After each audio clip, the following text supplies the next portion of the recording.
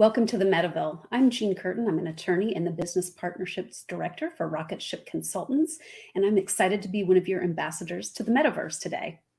And I'm Tootle, the Operations Director for Rocket Ship Consultants. I'm really looking forward to our talk today about what underlies so much of how the Metaverse is being built today. It's the blockchain. We keep hearing about blockchain technology and how it's revolutionary. Blockchain is changing everything about the internet, the metaverse, and our world. And blockchain technology is already being used widely. It's the foundation for cryptocurrencies, and we're being told it's secure.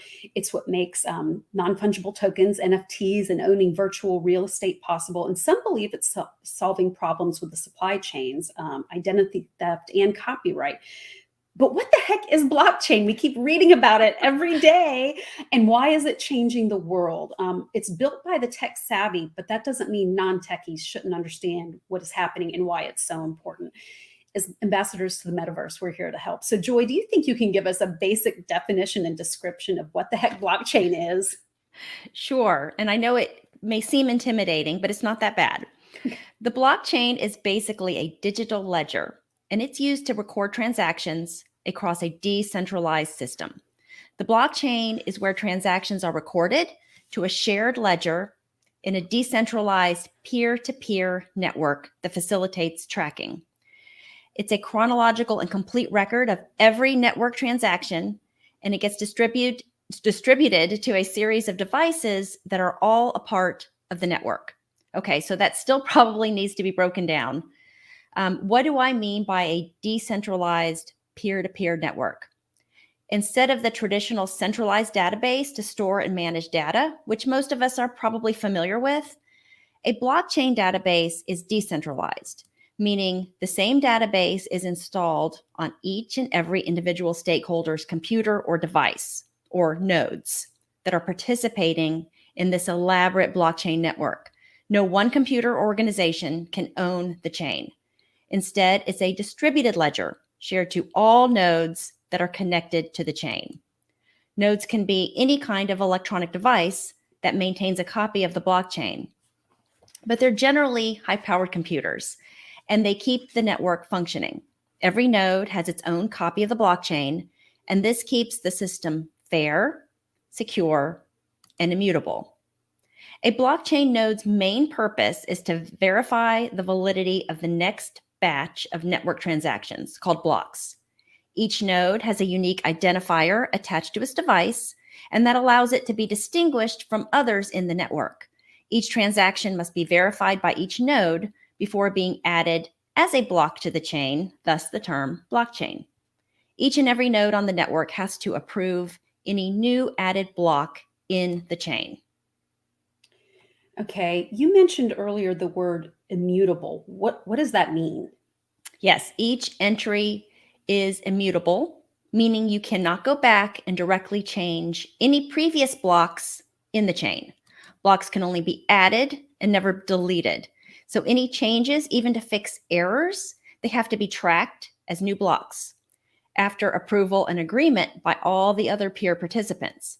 Making a change to any block earlier in the chain requires adding a new block to fix not just the block with the change, but all the blocks that came after it. The blockchain is transparent, and every entry can be viewed and checked. This is why it's extremely difficult to manipulate blockchain technology or engage in fraud. So how does the blockchain apply to cryptocurrencies like Bitcoin and to mining? So for some cryptocurrencies like Bitcoin, some nodes are specifically designated as mining nodes, and they're referred to as miners. You may have heard that term. These group outstanding transactions into blocks and add them to the blockchain through cryptography. By solving a complex mathematical puzzle that's part of the Bitcoin program or whatever rules or protocols are set up by that particular blockchain, and including the answer in that block. The chain of blocks is synchronized across all the participants or nodes by providing an economic incentive to the miner that's able to first validate and add the block by solving that complex math problem. Miners can create new blocks on the chain through a process called mining. Miners use special software to solve extremely complex math problems. Once solved, their block is added to the chain. The entire network must algorithmically approve any newly mined block for the chain to be updated, trusted, and verified. When a block is successfully mined, the change is accepted by all the nodes on the network, and the miner is then rewarded financially. This sounds very intricate and complicated, yet very secure. That's true. The purpose of the blockchain is to verify and to validate or reject, if not valid, a transaction initiated by a node, and then execute the transaction and then record proof with consensus of all the other nodes. This enables trust across the system, and it's a decentralized system. I know analogies always help me understand new concepts. Can you share with us some common analogies for how the blockchain technology works? You've mentioned some before that I thought were really helpful. Yes, the most common terms that I found used to describe the blockchain are similar to a bookkeeping system, a ledger, record keeping, and a tracking system. But yes, I agree. Analogies always help me. So let me share a few other more detailed analogies I've heard that might help some of these ideas click for our viewers, since some of the terminology that we've been using is still rather complicated. Probably the most commonly used analogy I've seen so far is comparing the blockchain to Google Docs. Anyone familiar with how a Google Doc works compared to, let's say, how Microsoft Word works can probably benefit from this particular analogy. With Microsoft Word, if multiple people are working on a document, it requires a lot of back and forth between all the people who are making the edits. Only one person can work on it at a time. And everyone else has to wait if they want to add a change, make an edit, add a comment. The most updated version is only available to the person who's currently working on it. Google Docs, on the other hand, can be seen as an example of a decentralized distributed network. Anytime a new Google Doc is created and shared with a group of people, that document is distributed. It is not copied or transferred. All participants to that shared Google Doc have transparent access to the doc and can edit and collaborate in real time. Everyone with access can view, edit, comment, and no single person can make changes without everyone knowing about it. Another widely used analogy for blockchain was explained by Fabricio Santos of Cointelegraph in a Medium article. His blockchain analogy was to visualize rows of unlabeled glass boxes with content, which no one can modify, but everyone can see and verify. Anyone can see where the boxes are in the rows and what they contain. The boxes can be opened by an individual who gets a key made exclusively for that particular box that provides access to the box without providing ownership over the box. Share with our audience the village analogy. I thought that one made a lot of sense. Yes, that's a good one. Imagine a village comprised of a bunch of families who barter for their various needs, like farming, hunting, gathering, creating things. A ledger keeper is appointed by the villagers to keep track of all the goods and services bartered for and promised. And this worked well for a while until the ledger keeper started accepting bribes, and this created distrust in the village. So to solve this problem, the villagers created a smart ledger system for accountability. Villagers gathered in the village square throughout the day to trade goods and services, and everyone would keep track on their own personal ledgers of all of the transactions throughout the day. Once a week, each villager's ledger would be verified for discrepancies by reading out loud another's ledger. Any errors or discrepancies noted would cross-check across all ledgers, and the most commonly recorded entry would be the one designated as the correct one. The village analogy is a manual system rather than a digital system used for blockchain, but I think you get the idea. Excellent. And thank you for those analogies. It really does help me, and I think others grasp some of the concepts. Let's take a quick commercial break. When we come back, we want to learn more about the history of blockchain technology, how it's being used currently, and how we think it will be used in the future.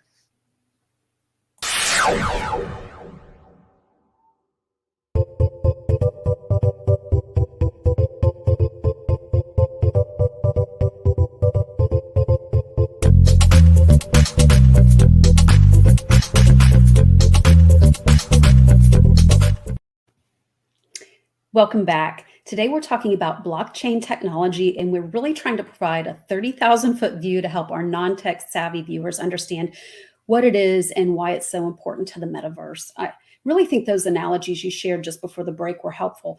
How long has blockchain technology been around? While blockchain technology is considered a new technology, it's actually been around since at least 2008 with the birth and development of Bitcoin.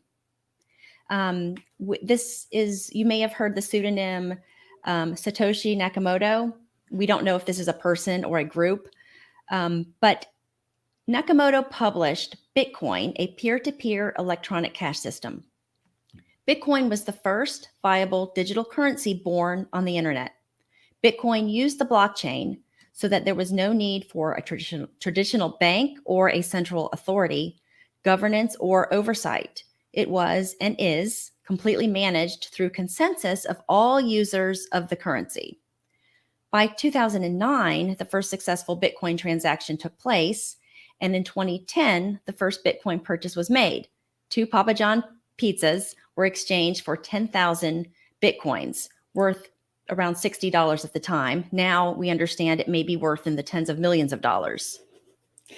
I know we've come a long way since that pizza for Bitcoin exchange in 2009, and it's really amazing that it's just been since 2009, all these changes have happened. In what other applications are we seeing blockchain technology? That's a great question. The possibilities are really endless. Over the last 10 years, blockchain technology has become popular way beyond cryptocurrencies like Bitcoin or ETH and revolutionized transactions and exchanges across many different industries. We know that an asset can be tangible, like a house, car, cash, or land, or even intangible, like intellectual property, patents, copyrights, and branding. Virtually any asset, anything of value, can be tracked and traded on a blockchain network, reducing risk and cutting costs for everyone involved.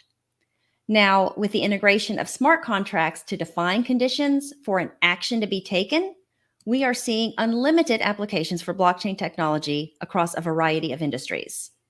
Hold on, explain for our audience what a smart contract is. A smart contract is a set of rules in the form of software code. Smart contracts can be stored on the blockchain to initiate and execute certain actions when certain conditions are met, to speed transactions. Smart contracts have totally changed the game. Industries are adopting blockchain technology because of the security, trust, and efficiency it affords. And now even governments are exploring how blockchains can be used in voting to protect data, streamline processes, and reduce waste. We had a previous guest, Ron Brzee. He shared with us about what the state of Florida is doing through the Florida's Blockchain Task Force to explore and develop blockchain expansion for both public and private industries in the state of Florida. And the thought was to try to make Florida a leader in blockchain technology. This task force studied use cases for state, county, and municipal government transition to a blockchain-based system for record keeping, data security, financial transactions, and even service delivery.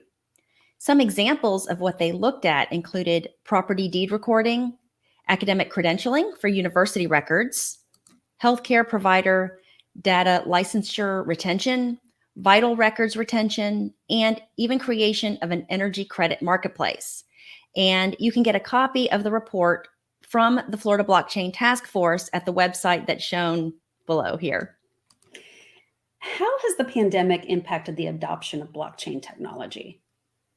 That's another great question. I really believe that the COVID-19 pandemic has definitely been a catalyst for industries to adopt blockchain technology. There are tons of examples, but I'll just share a few. One is entertainment in the entertainment industry. Venues began reopening by utilizing blockchain digital ticketing.